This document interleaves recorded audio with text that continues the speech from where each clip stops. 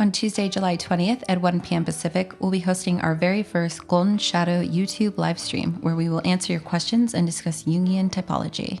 On Saturday, July 24th at 12 p.m. Pacific time, we'll be running an online workshop which will explore alchemy and the 4 elements. You can sign up for that at goldenshadow.org. And special thanks to our new patrons, Michael J., Amanda B., Mariana L., Brian C., and Lore.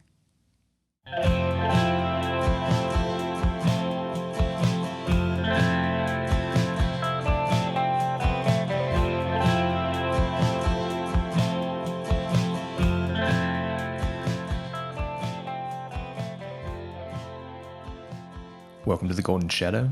My name is Arran Rogerson. And I'm Alyssa Polizzi. Today we are discussing alchemy. Alchemy is a very nebulous collection of concepts, practices, and lineages. It's hard to pin down exactly what we're referring to when we use the word alchemy, but it can be roughly broken down into 2 interpretations, or maybe 2 branches, which are alchemy as a proto-scientific process, which is aimed at transforming physical matter. We might call this material alchemy. And the second branch would be alchemy as a spiritual process aimed at transforming yourself, which we might call spiritual alchemy. So material alchemy might mean something like literally trying to transform lead into gold, whereas spiritual alchemy might mean something like trying to transform the personal shadow into a higher version of self. So there's kind of the literal lead to gold, or literal base material to gold, and then there's kind of the spiritual, metaphorical base material to gold that's in yourself, that's internal, which is why the name Golden Shadow might reflect an alchemical process. And really, I think like the greater point of that is that these 2 branches are very intertwined. Mm-hmm. Alchemy, I think, at its heart is this exploration of the relationship between consciousness and matter, between the body and the spirit, between the material and the immaterial, you might say. And alchemy has this really long history of both this very exoteric, practical, experimental manipulation of matter, which gave us really dynamic evolutions and technology like glassmaking and tinctures and herbal medicines.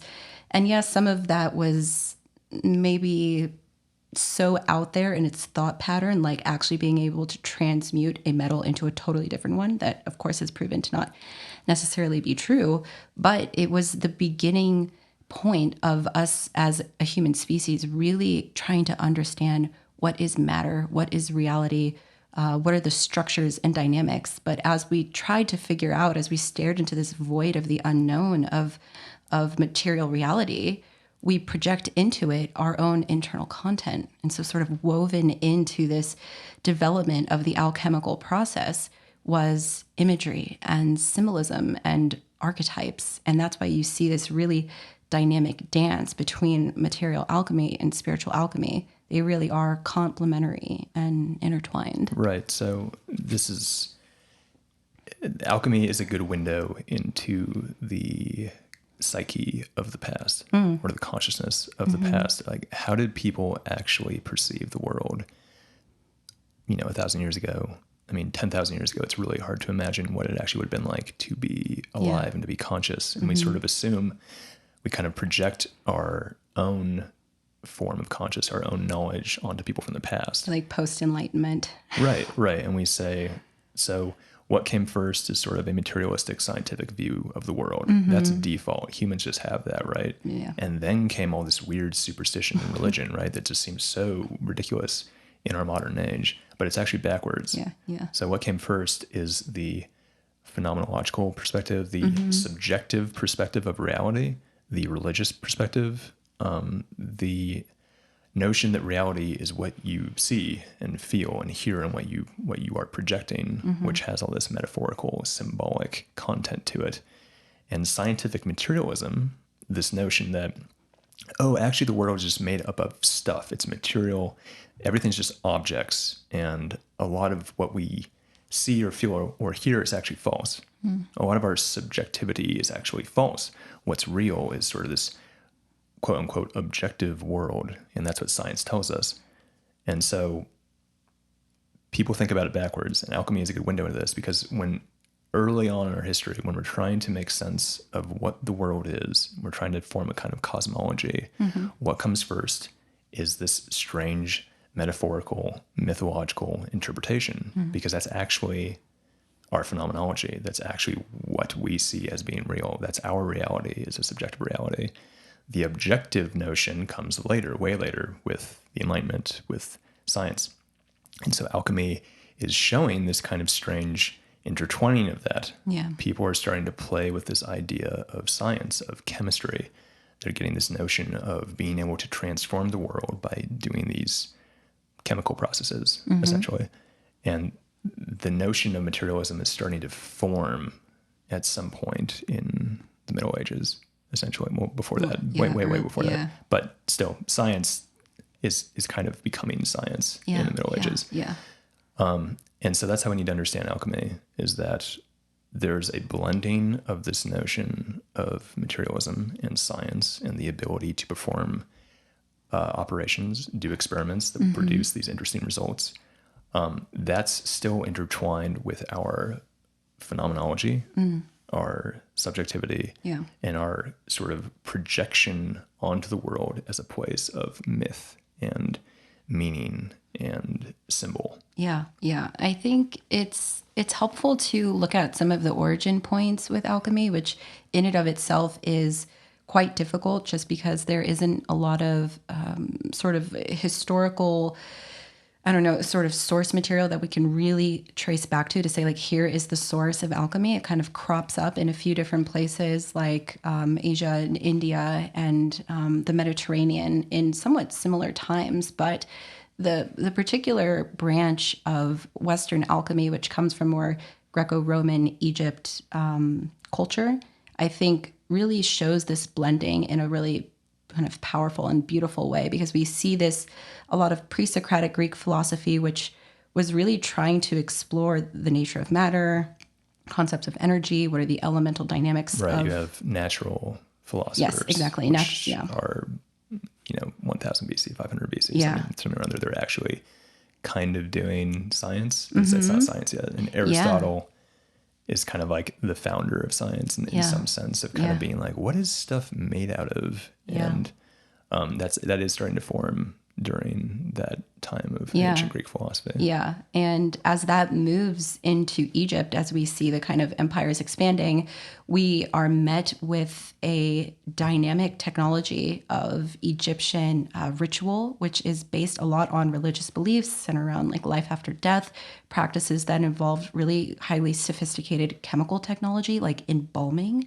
They're actually working, they're doing experiments, they're working with material. We don't, at least to my understanding, I don't think we see like the pre-Socratic and maybe post-Socratic, yes, but pre-Socratic Greek philosophers, they're not really in the laboratories. They're not like doing experiments. It's a lot of theory. It's a lot of abstraction. Probably not that we know of. Yeah. You would have had like medicine, like shamanic medicine and stuff like that. They're still taking materials and mixing them together and discovering these concoctions maybe that help people either, you might heal a wound better by spreading some sort of like aloe on it. Right. So there's like a proto-chemistry happening there. And there's also, probably like drugs, hallucinogenic. Oh yeah, for sure. Mushrooms, kind of things that people are discovering. Yes, it's like, if you ingest this substance, something happens. Yes. What does it's that a very mean? like shamanic, very like folk, very natural medicines that I think don't require as much manipulation. Yeah. At least not to the degree and severity that the Egyptians were doing it. Right. And a lot of that technology was based around the principle of like life after death, of rebirth, or of like setting yourself up to kind of move into that time after death in a totally different way than you were before. There's a whole transformational period that's going on. And so this blending of this kind of Greek rational philosophy with the Egyptian religious rite, I think is where you see really the origin of specifically Western alchemy, which is what most people think of when they consider alchemy, when they think about the major texts like Splendor Solace. All of this imagery, all of this is born out of the Western branch of alchemy, and it has these really dynamic, interesting roots where we're trying to figure out what is the nature of matter, but also it's laden with all of this symbolic, archetypal, religious foundation and structure. Right. So the alchemy that we're exploring is the form that's been popularized by Yun. Yeah. Really. Yeah. Right. Yeah. And Yun got interested in alchemy sort of in like the later half of his life. Yeah. But he got really into it, right? Really, really into it. Yeah. I think the history is interesting because he was given a copy of a translation of a Chinese alchemical text, The Secret of the Golden Flower, which you can read. And I think up until that point, he had some interaction with alchemical texts, but just thought it was sort of, I don't know, mumbo jumbo. What is this? You read it, you look at it, it doesn't make any sense. Right.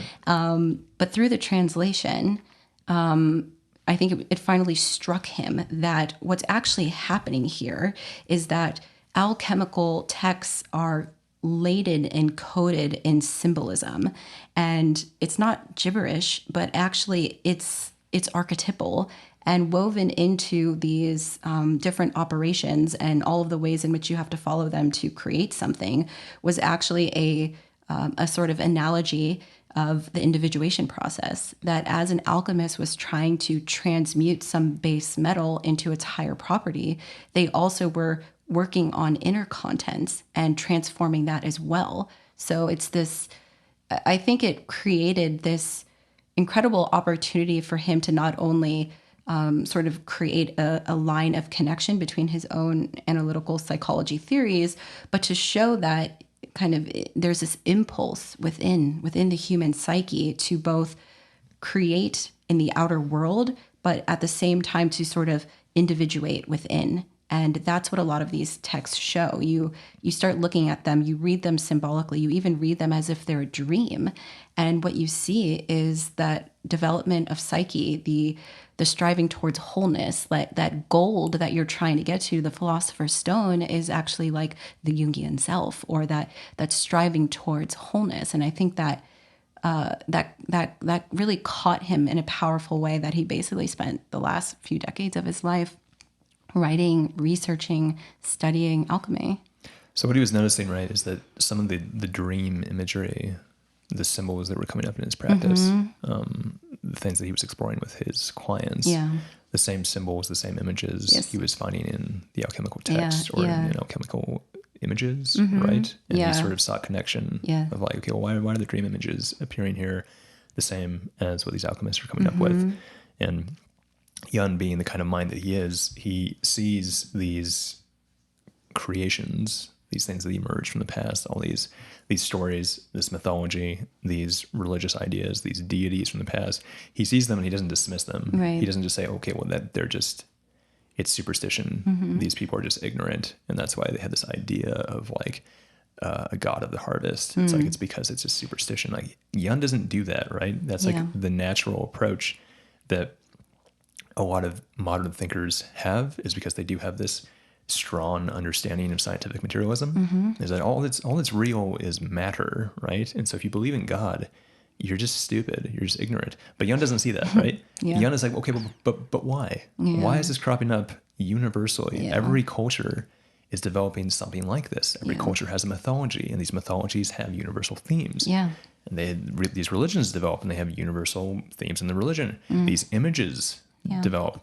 The dragon as an image is like, this seems to be appearing in multiple places around the world independently of each other. What's going on there? There has to be an explanation for that, right? And so he does the same thing for alchemy, right? He doesn't just say, okay, well, they were proto-scientists who just didn't know what they were doing. He says, no, it's not that simple. There's something happening here that reflects an inner world that's being projected onto the outer world. And that's Yun's interest, is like, what is the structure of the inner world and how are we seeing it projected through alchemy? Yeah, I mean, and it's also like a revelation of the collective unconscious, which if you think about, he's such a pioneer, Jung, and I don't think he always gets the credit he deserves in our more modern society, but his putting out a type of theory like the collective unconscious, which is really a it's postulating that we have a shared psychic DNA, that like just as we have biological instincts that carry on through our genes, we also have psychic, genetics as well. And that we have these similar experiences, these archetypal structures that will produce imagery and experience and help us derive meaning. And all of us share that no matter what. At that kind of core level of psyche is something that is collective. And that is being seen in alchemy. That's another indication that what he was picking up both through comparative religion and mythology and fairy tales and things like that also is happening in alchemy. Because you can even look at the Chinese branches or the Indian branches, and although the cultural sort of nuance might be a little bit different, there was still like a very similar core. This kind of striving towards like the diamond body or the philosopher's stone, or transmuting something into gold. There's this urging towards something higher, towards the transmutation of that dark, shadowy prima materia into something higher. And alchemy was, I think it also is really compelling because what we see in like the history of alchemy is that there isn't like schools of alchemy. It was very underground. It's very hidden. A lot of the alchemists are working separated from one another. It's like a very solitary practice. Yeah, it's very, very solitary. Like the stereotype is kind of like the like mad scientist, like in the basement. Doing forbidden experiments that the church found out. Like at some point it was extremely heretical. Right. But you see similar themes, similar developments across centuries. And of course there's influence. Of course there's certain texts that can be read and certain operations that can be carried over. But there's actually a lot of differences across alchemy. There's really no agreement that this is the one way. Here's the 12 operations you must follow. Sometimes it's 6, sometimes it's 7, maybe it's 4. There's stages, there's operations. What is the prima materia? It could be all these different things. And yet it seems to circumambulate something central, something. They're all working around something similar. So I think, especially for the Jungians, that's very exciting. It's very pure. It's almost like the fairy tale material that feels to them to be very laden with very pure unconscious imagery and symbols. So for them to study that, it's something that is a little bit more of a direct connection to collective unconscious versus something more like a national mythology that's kind of woven its way through the culture and has had all of these different iterations and different hands that have kind of stirred it and changed it. So let's entertain the notion that alchemy is just a material process. What were the alchemists literally doing? Yeah. So they were doing experiments. They were playing with materials, matter, running operations. They were trying to do things like turn lead into gold. And this isn't just like a myth, right? Like there were actually people trying to do this. For sure. And of course, you can understand why someone might want to find out how to turn lead into gold. And it might seem like that could happen. Like, why not? Yeah. Like other experiments have produced interesting results. There must be some kind of way to create a super powerful substance like gold that can make me rich, or something like an elixir of immortality. Yeah. That must be possible. Right? I can create that. So what are the things that they were like literally doing? Yeah, I mean, I think it's easiest to think about that these operations started with some sort of core matter, that prima materia, like the original material, and that there was, I think, just first and foremost, an interest in exploring and seeing what happens when you add different things in, when you apply heat to it, when you add acid to it, when you put it in water, when you freeze it, when you distill it. It's just to be clear, the prima materia, was this a like one substance that they always started with, like one substrate? And were they arguing about like what is the sort of original base material of the world in some sense? Or is it kind of more just like, where do we start our experiment? What is this material? Like, is this a universally accepted sort of idea of like, there is a prima materia? Definitely not. No. I think that's like always the like rule that you can apply to alchemy is like, what is this actually? Is it agreed upon? And then everyone's going to have a different answer for it. I think most commonly you hear that prima materia is lead because it's this really dense, manipulatable, very easily manipulated material Sure. that was you had a lot of access to, that you could work with readily. And then there's this idea then that could be worked with, that you can add different things, that you could apply different different environments to it and see how it changed and how it transformed. So lead is often something you hear about a lot, but like the Prima Materia is at its core is just supposed to be this primordial original matter that anything could be applied to it, and it should transform and it should change. Because at the core of alchemy, and this is starting to get into some of the principles, is that all matter contains some sort of transmutable dynamic to it. And at the heart of all matter is this kind of divine spark. This is like, we're kind of getting out of material alchemy already, but it's that anything could be put in the vessel: dirt, worms, water, like feces, like anything. Right, like lower is better. Lower is better. Sense. Like, what's the lowest of the low? Yeah, what's the lowest of the low? Like rotting flesh maybe is like what you would use, and that'll turn into gold. For sure. It's like anything is redeemable. We're getting into a lot of the more spiritual aspects, but yes, redemption, transmutation into a higher property, that even that lowest material could be taken and worked on, purified, brought down to its core essence, and its core essence carries some sort of spark of potential. And that potential, when it carries it in a more symbolic way, is like that divine spark. And I think when you think about that psychologically, it's like the turning towards the darkest, shadowiest material inside of yourself and saying, even that is worthy enough to be worked on. Even this could be transformed. Even this could be lifted up, integrated into something higher and redeemed. And so alchemy carries this really strong undertone of redemption of material, and also of the kind of process that material can go through that brings it down to its core essence and kind of brings it back to a purer state. And when you do that, then it can become a medicine or an elixir of some kind, or some sort of tincture. So there's a lot of dynamic experimentation that I think led us to like really famous alchemists like Paracelsus, who is using all of these techniques to create medicines based on the relationship between matter and reality, but also the internal process. Right. So as you can hear, it's difficult to talk about alchemy without having it be intertwined with some sort of spiritual process. Yeah. And I mean, one way that I think about this is that we sort of instinctually have these kind of symbolic containers in which alchemy can kind of fit into. And so if we imagine like, a fantasy movie, or we imagine like a fantasy video game, there's all these potions and things, right? Mm-hmm. And like in Lord of the Rings, for instance, there are kind of notions of, giving Frodo this item that will light his way. And he holds up like this, like kind of like this potion that Galadriel gave him, and like shines light. And that makes sense to us as a symbol. It's like, that makes sense. Like it makes sense that it exists. In other like video games, for instance, there are like potions that you would take to like heal yourself. There's potions you might take to cure some poison. There's potions you might take to like raise someone from the dead. Yeah. There's a notion of like the love potion to make someone fall in love. Harry Potter plays with a lot of these ideas, and these myths stand out to us because the symbolic imagery, it resonates with an internal truth. Yeah. Of like, it makes sense that there would be a kind of potion that you could take that would heal your wounds. That makes sense. Mm-hmm. Instead of seeing that theme in a story and just being like, well, that's stupid, or it doesn't resonate with me for some reason.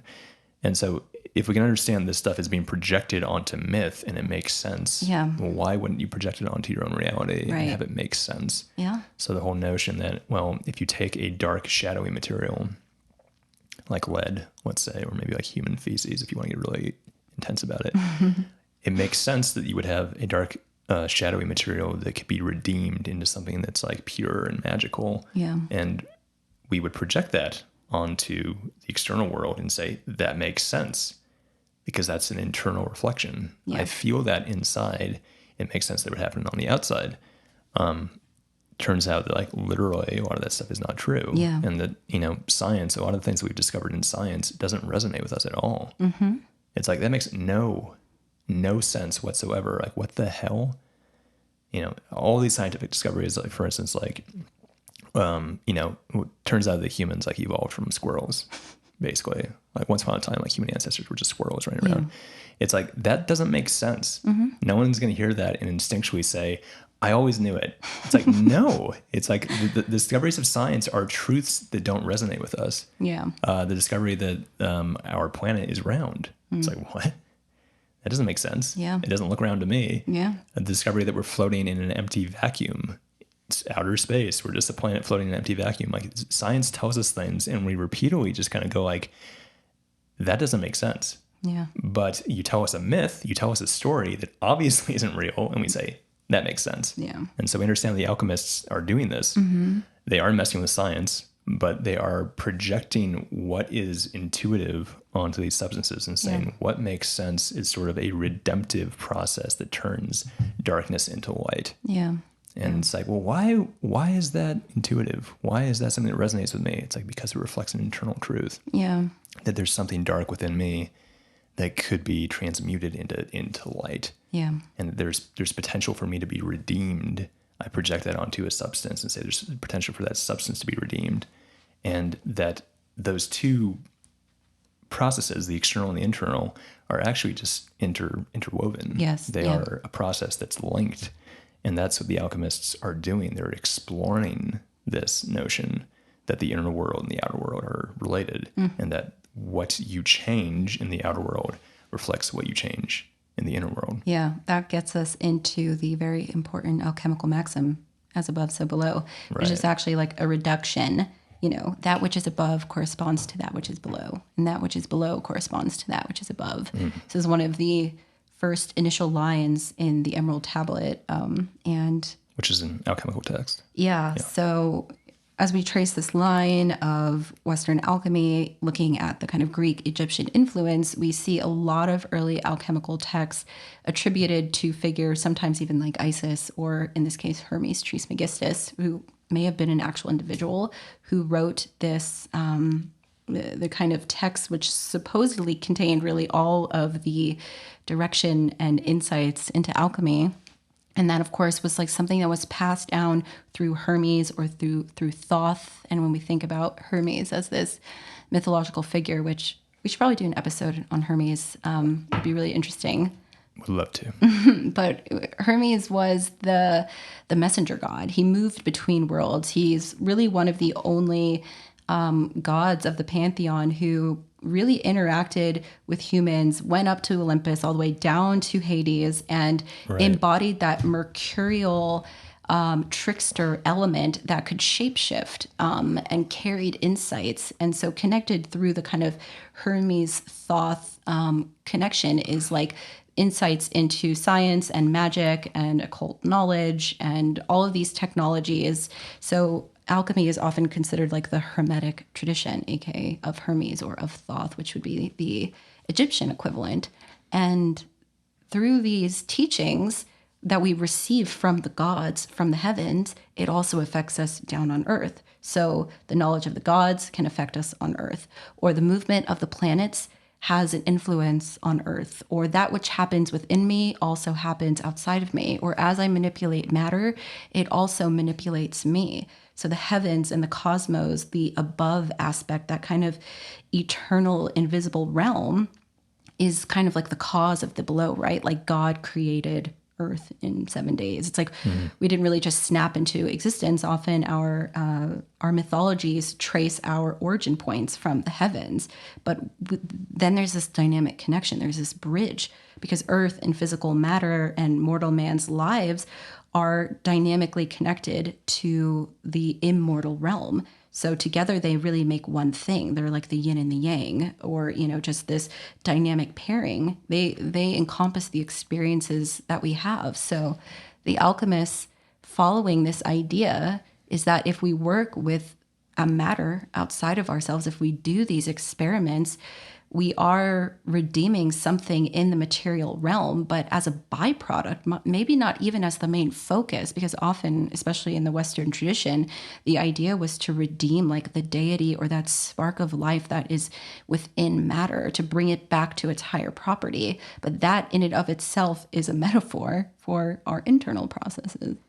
Right. So before we get into maybe some more specific alchemical operations, let's really try to ground this idea of as above, so below, right? So I think this is like really the core of alchemy, of how you can really understand why this makes sense, why this is not just a bunch of mumbo jumbo. So it's related to projection, things we've already talked about. You can understand that a object, a physical material object, is something that you can manipulate pretty easily with your hands. It's easy to do that. And if you think of us on an evolutionary timeline, animals are obviously manipulating things in physical reality quite well. You have squirrels that are grabbing nuts and they're taking them back to their tree. And you can understand how what would come before consciousness is using your hands to manipulate the external world to achieve what you need to achieve. And when consciousness develops, we sort of exact that machinery, that wiring for manipulating the external world, that gets exacted, which means it gets sort of repurposed. That wiring gets repurposed into consciousness, and we begin to manipulate objects in our mind, right? And so ideas, concepts, the notion of alchemy, that's an object that you and I are both manipulating in our minds, but we're using the same wiring as something that we might manipulate in the external world, because that's how we evolve. Everything gets repurposed, it kind of gets higher and higher up. And so the same wiring, for instance, of a squirrel responding to a snake with fear and like, oh God, it's a snake, and like terror, that same wiring is getting exacted up into consciousness for us. And that's where like the dragon comes from, right? So this sort of dragon of chaos is wiring that exists from squirrel days. We're not still freaked out about snakes. Some of us are. A lot of apes are freaked out about snakes. You like snakes. You think they're cute. But you can see how this animal wiring is sort of getting moved up higher and higher into consciousness where it's being repurposed. So it's, as humans, it's much easier for us to have something outside of us to manipulate than it is to do all the manipulation in our head. Yeah. Which is why when we externalize things, it's easier to work with, right? If you're trying to figure out a problem, the simplest example might be like a math problem in your mind. It's a lot easier if you write it down. Like, don't try to do all the math in your head. Write out the process on a piece of paper. You're externalizing it. Now that it's on paper, you can manipulate the math problem better than if you were trying to just, hold two fingers to your temple and be like trying to figure out the math problem. That doesn't work very well. Yeah. The same is true for something like journaling. If you have a problem going on in your life, write it out, and it can be manipulated on the page. Yeah. And you can save it and come back to it. And so the internal is being projected externally, and it can be manipulated. A math problem is projected onto a piece of paper. You can manipulate it. Your life is being projected onto a page of your journal, and it can be manipulated. Some of your internal patterns can be projected onto a deck of cards, a deck of tarot cards, and they can be manipulated external to you. Yeah. Some other examples would be myth, movies, stories. We readily project internal patterns onto the story, onto the movie, which is why they can make us cry. Like, it seems ridiculous that you could watch a cartoon, like a really intense, beautiful, like anime, for instance, and it can make you cry. It's like, what the hell is that? It's like, you're not even seeing real people. You're seeing strange cartoons. And still it's just like, oh my God, the story is moving me so much. It's like, what's happening? Yeah. It's like you're externalizing inner patterns onto the outside. And if, for instance, maybe not watching a movie, but if you were going to write a story, for instance, you could project internal mythology onto an external story where it could be manipulated. And that's, let's say, narrative alchemy, which is something that we've explored in our active imagination episode. But writing a story about your life where you are mythologizing your inner personalities, they can be manipulated. And now they're outside of you, and you can take this externalized content and you can actually mess with it. And the external process of messing with it outside of you is actually going to be re-internalized. and then it changes you on the inside. Yes. Yeah. I think this relates a lot to alchemy because as they work with outer material, it isn't just lead and that's what it is. And like, it's a material thing and, it's this color and it feels like this. All of it carried a correspondence. And so everything that you're working with, it's very ritualistic, like very magical, carried Absolutely. these dynamic connections that trace back to you, but also trace back to the heavens. So lead, yes, it is this material that you can work with, but it's also represented by Saturn, by Kronos. So, like we connect back through the Greco-Roman pantheon. And so there is this nature of like the dullness and the manipulatable dynamics of lead, and Saturn can relate to like this day of the week and to these herbs and to this color. And as you create all of these connections in the outer world, so it also carries other kind of emotional, mental, Right. spiritual aspects. So as you work on lead, it's igniting and constellating different things inside of yourself. Or you're working with copper, which relates to Venus, aka Aphrodite, which then we're getting into the archetype of relationship and love, and or iron with Mars. Right. So that's a great illustration, right? Yeah. So let's say you're taking, was it copper? Copper, Venus. So you're taking copper, and maybe copper in itself doesn't have a meaning until you give it one. Sure. And you just say, okay, well, copper represents Aphrodite for some reason. And I mean, copper's kind of a weird example because something like feces is more symbolic and something like gold is more symbolic For of sure. something. But let's say copper represents Venus, represents Aphrodite. It reflects relationships. Maybe it reflects your own sexuality in some way. Yeah. And so Venus as a relationship deity of some kind is not just arbitrary, right? It's actually reflecting an internal truth, which is there is some sort of realm inside of me, maybe a collection of complexes or an archetypal, constellation of something that has to do with relationships and love and sexuality. And when I explore the myth of Aphrodite, that complex gets touched. Yeah. Or that archetype gets activated. Yeah. And so there's a correspondence between this internal truth of like, I have this story of a relationship in my life, or, my romantic journey in my life is actually activated by exploring the myth of Aphrodite. And then Aphrodite is associated with copper. And so copper actually activates this, romantic mythology inside of me. And you can understand that if you wanted to actually engage with that romantic constellation inside of you, how do you do that? Can you just do it?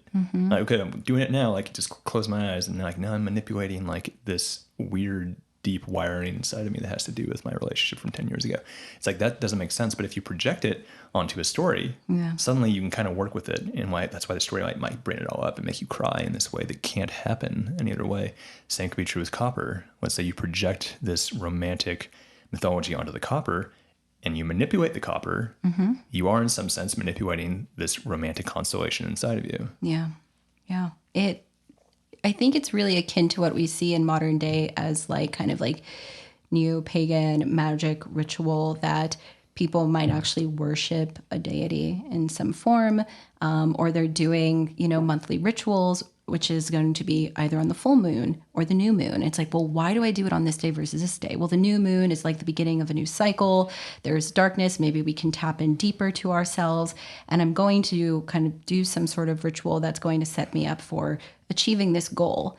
But you don't just think about it and then let it go. You sit down, you kind of tap into the different correspondences. Maybe there's candles that are a specific color that relate to a certain theme. Maybe you're doing some sort of like love goal initiation kind of, ritual. And so you've got, green candles and an incense that relates to love. And you've got a picture of Aphrodite. It's like, okay, maybe they're not like manipulating actual copper, but the idea behind it is pretty much the same, right? And they're kind of working with it. They create this container. You might even kind of draw the magic ritual circle around you, begin the ritual, do whatever needs to be done, sit in meditation, and then you close it out. And then there's this idea that you've kind of begun some sort of process. And with alchemy, there's a similar idea flowing through it. It's just taken new forms, like this essence of human nature to want to work with these inner contents that are so mysterious and hard to grasp and really create structures around. And instead, we'll project it out onto other materials through other rituals so that we can work with it. Because the archetypal nature of the collective unconscious is that it's so overwhelming. Like, how do we really sit and contemplate the nature of love or war, or time? All of these things that just kind of break the brain when you really try to hold them in your grasp. And so instead, we parse it out onto material, into ritual, onto physical objects, and then we can actually work with it. Then it feels closer to us, and we can create a relationship to it. So, what are some of the specific operations of alchemy? Yeah. There's like elemental stuff. Mm-hmm. There's negrito. Is that? Yeah. Well, there's different stages, and the stages are a little bit different than the operations. So the stages are kind of like how is the material transforming and moving through its different transformations as you apply different operations to it. So you have negrito, the blackening, albedo, the whitening. In the sort of older versions, there was 4, the yellowing, citrinitas, and then the last one is the rubedo, the reddening. And so those stages corresponded to actual ways in which the material itself might have actually looked and changed. Like as you apply a fire operation like calcinadio, you're applying a lot of high heat to purify and reduce something down to its ashes. Well, it turns like black first, and that's a negrito stage. And that symbolically, you might see that represented in alchemical emblems and texts as like a black crow or as like a skeleton or things like that.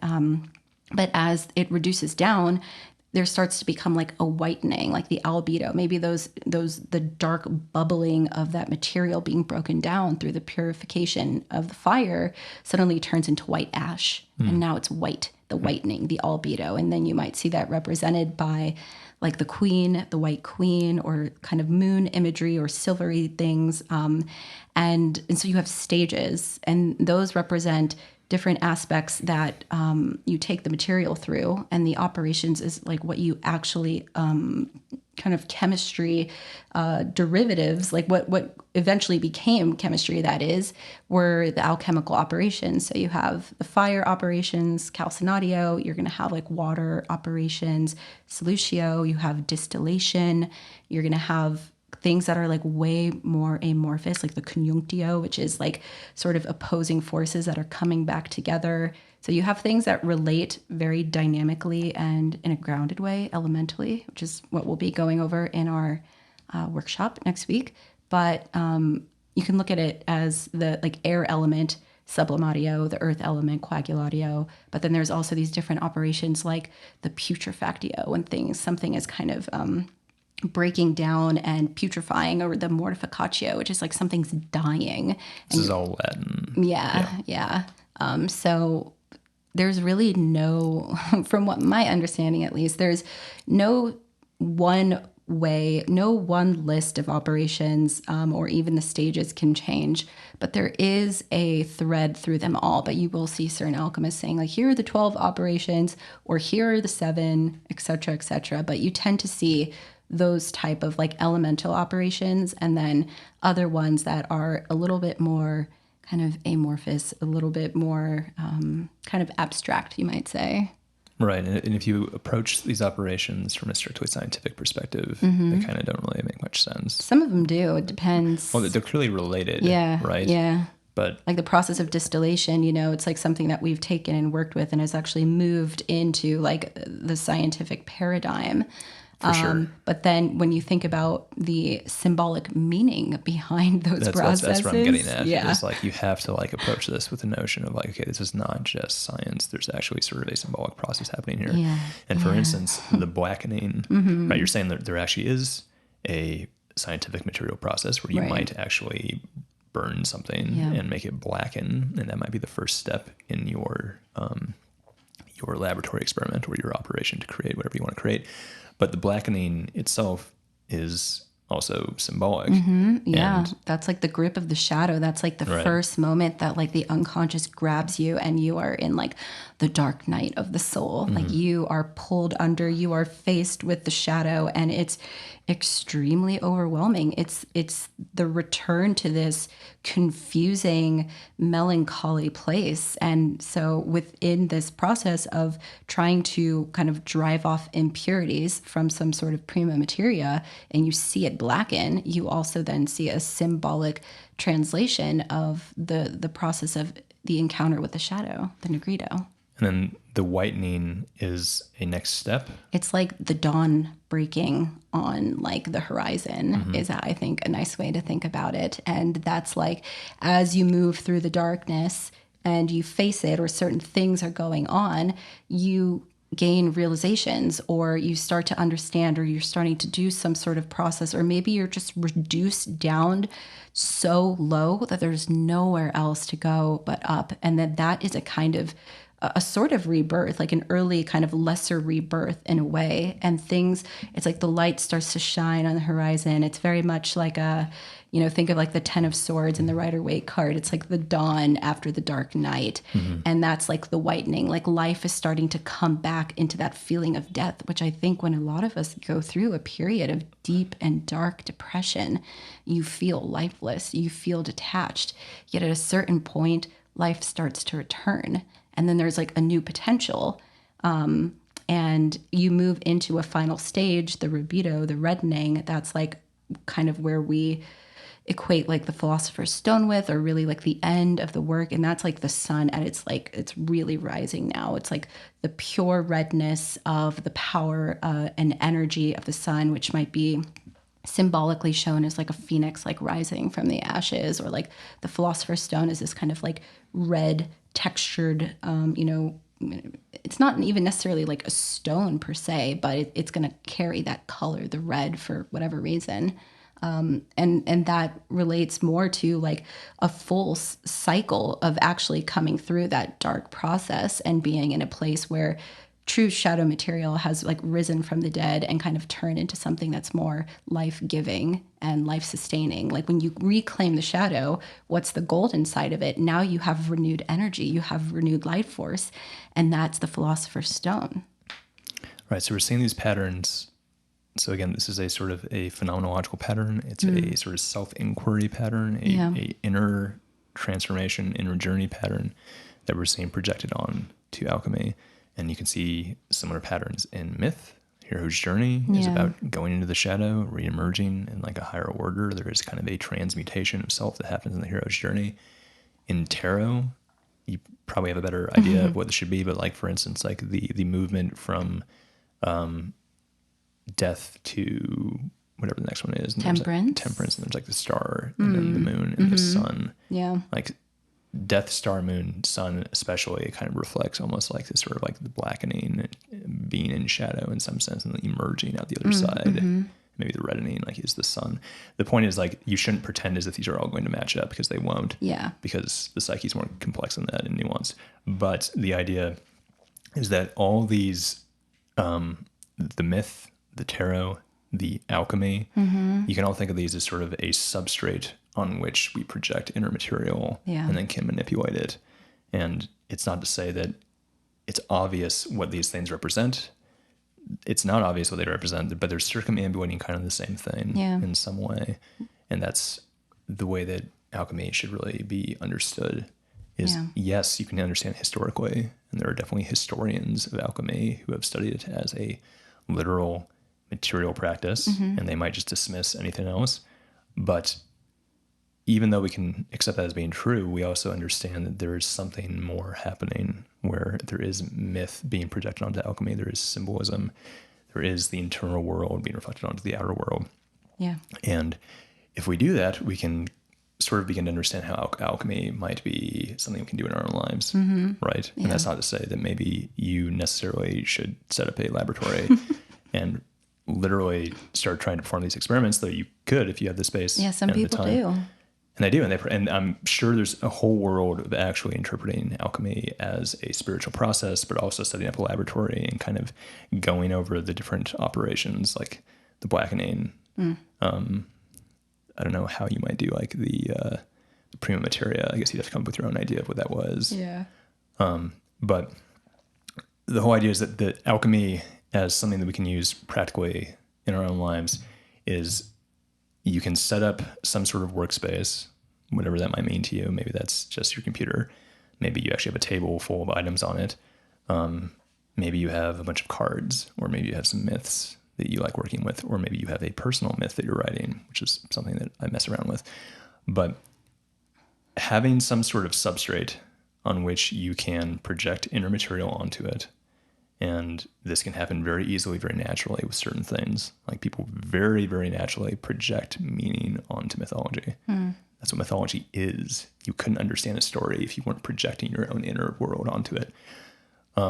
But you can do this, and then you can manipulate that substrate, and then that manipulation of the inner projection can actually be re-internalized and create some change inside of you.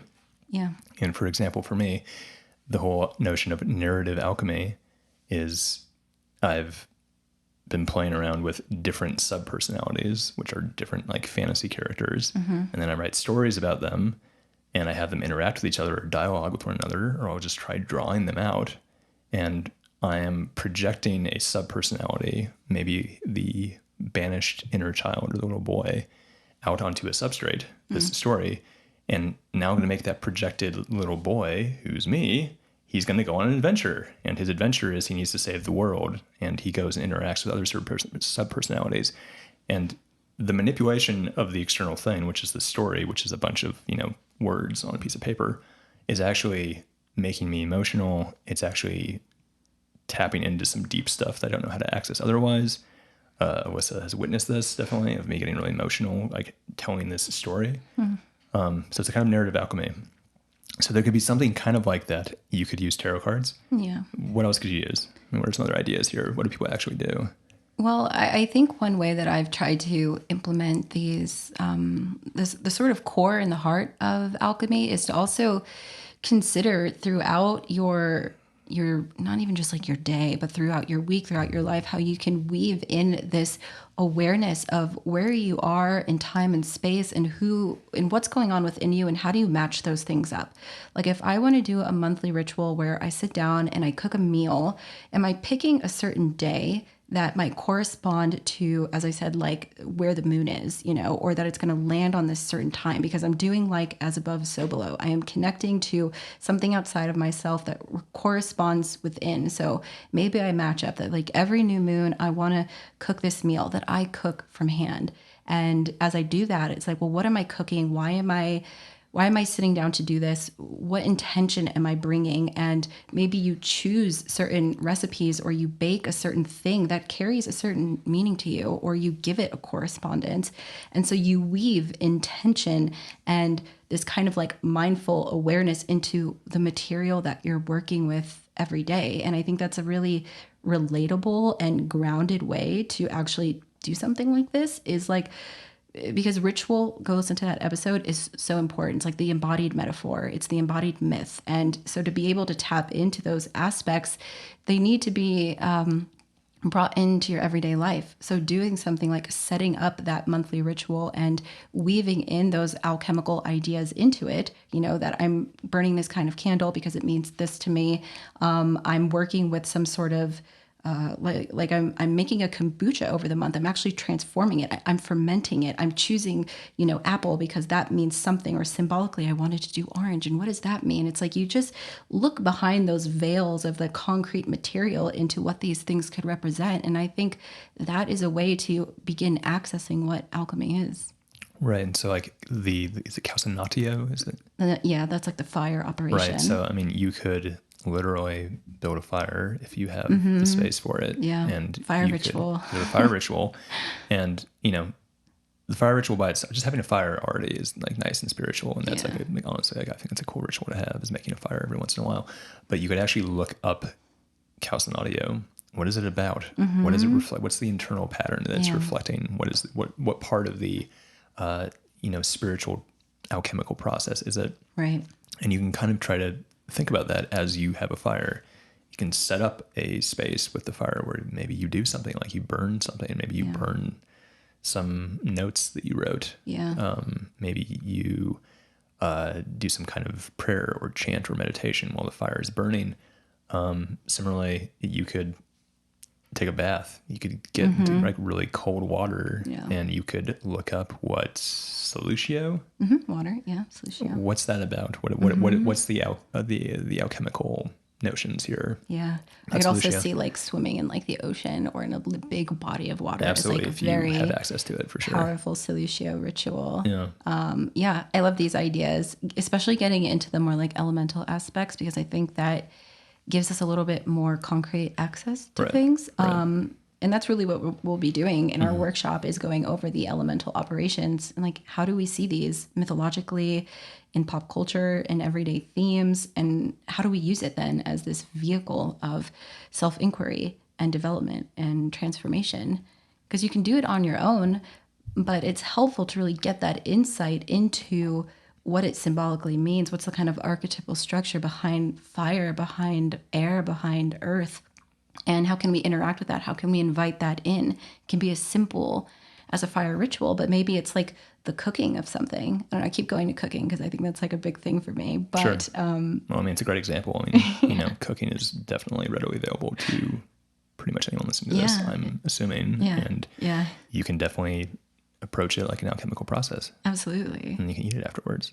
Yeah, you literally get to ingest it, right? So, I mean, that's interesting too, to kind of think about like what does ingestion mean, and what's sort of the phenomenology there of like consuming something that you've created in your laboratory experiment. Anyways, if you're interested in attending this alchemy workshop, just repeating the same thing we said at the beginning of the episode, that's going to be on Saturday, July 24th at 12 p.m. Pacific time. It's titled Alchemy and the Four Elements. You can sign up for that at goldenshadow.org, and we hope to see you there. If you find this podcast useful, please consider supporting us on Patreon. Go to patreon.com/goldenshadow.org. If you'd like to keep up to date with our projects, attend one of our live events, or work one-on-one with myself or Arran, head to www.goldenshadow.org. Thanks for listening.